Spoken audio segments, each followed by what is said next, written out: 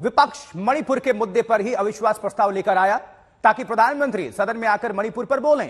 प्रधानमंत्री मणिपुर पर बोले भी, लेकिन तब तक विपक्ष वॉकआउट कर चुका था। नरेंद्र मोदी ने अपने भाषण में कहा कि मणिपुर पर विस्तार से सारी बातें गृहमंत्री अमित शाह कल ही बता चुके हैं और विपक्ष का मकसद मणिपुर को लेकर संवेदनशीलता दिखाना नहीं बल्कि सियासत करना है।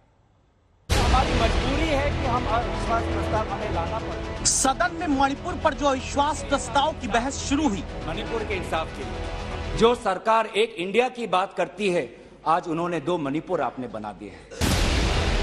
3 दिन तक 20 घंटे से ज्यादा चली बहस में अंत भी मणिपुर से ही हुआ। आज मणिपुर की समस्याओं को ऐसे प्रस्तुत किए जा रहा है जैसे बीते कुछ समय में ही वहां ये परिस्थिति पैदा हुई है।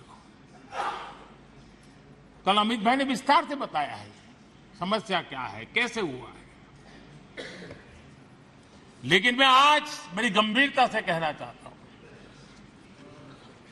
नॉर्थ ईस्ट की इन समस्याओं की कोई जननी है तो जननी एकमात्र कांग्रेस है।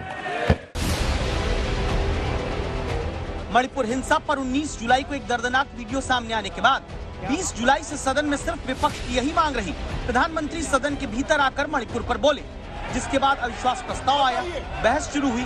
दूसरे दिन राहुल गांधी ने तल्खवार किए। मणिपुर को आपने 2 भाग में कर दिया है, मणिपुर को आपने बांट दिया है। कुछ ही दिन पहले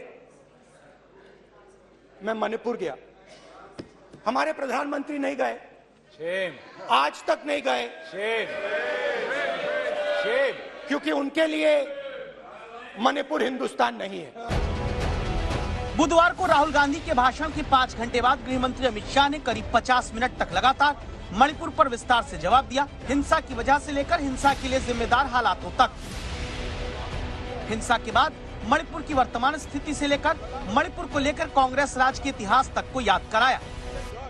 16 वीडियो कॉन्फ्रेंस करी, 36,000 लोग सिक्योरिटी फोर्सेस सीएपीएफ के वहां पहुंचाए, वायुसेना के विमानों का उपयोग किया, चीफ सेक्रेटरी बदल दिया गया, डीजीपी बदल दिया गया, सुरक्षा एडवाइजर भेज दिया गया, चीफ सेक्रेटरी भारत सरकार ने भेजा, डीजीपी भारत सरकार ने भेजा, सुरक्षा एडवाइजर भारत सरकार। ये सब 4 तारीख की शाम को समाप्त हो गया था। 3 को हिंसा हुई, 4 तारीख को समाप्त हो गया था। और ये कहते हैं 356 क्यों ना लगाया? 356 तब लगती है जब हिंसा के समय राज्य सरकार कोऑपरेट न करे। हमने डीजीपी बदल दिया, उन्होंने भारत सरकार के डीजीपी को स्वीकार कर लिया। हमने चीफ सेक्रेटरी बदल दिया, उन्होंने भारत सरकार के चीफ सेक्रेटरी भेजे हुए चीफ सेक्रेटरी को। मैं यही कह रहा हूं, समझ न हो तो नहीं आएगी भी। सीएम तब बदलना पड़ता है जब कोऑपरेट न करे। ये सीएम कोऑपरेट कर रहा है। गुरुवार को प्रधानमंत्री ने बोलना शुरू किया।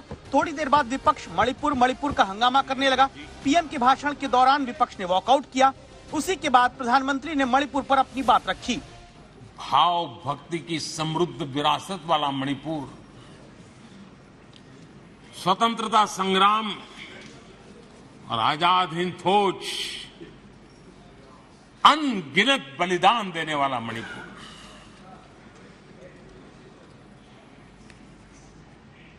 कांग्रेस के शासन में ऐसा महान हमारा भूभाग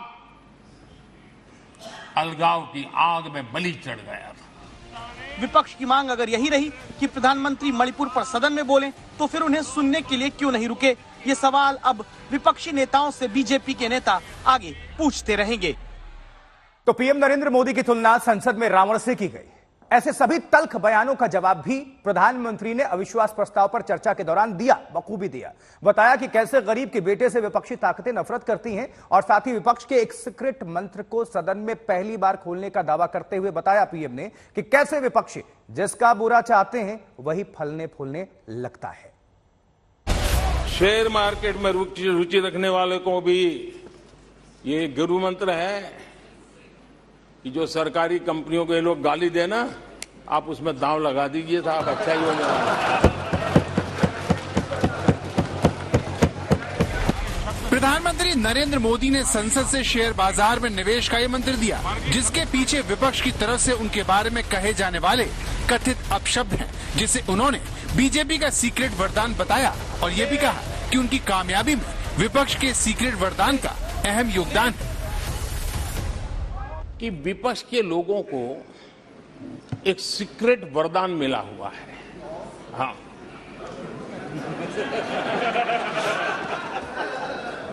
सीक्रेट वरदान मिला हुआ है जी।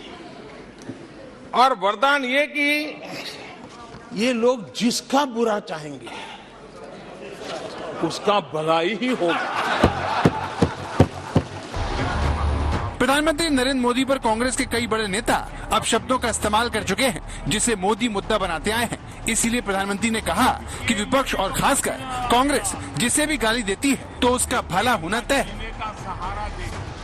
पिछले 3 दिन से भी हमारे विपक्ष के साथियों ने जी भर करके डिक्शनरी खोल खोल करके जितने अपशब्द मिलते हैं ले आए हैं। जितने अपशब्दों का उपयोग कर सकते हैं भरपूर, पता नहीं कहां कहां से ले आते हैं।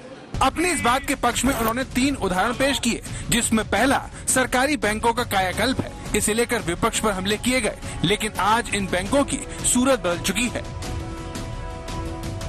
किन लोगों ने कहा था बैंकिंग सेक्टर के लिए, बैंकिंग सेक्टर डूब जाएगा, बैंकिंग सेक्टर तबाह हो जाएगा, देश खत्म हो जाएगा, देश बर्बाद हो जाएगा, न जाने क्या क्या कहा था।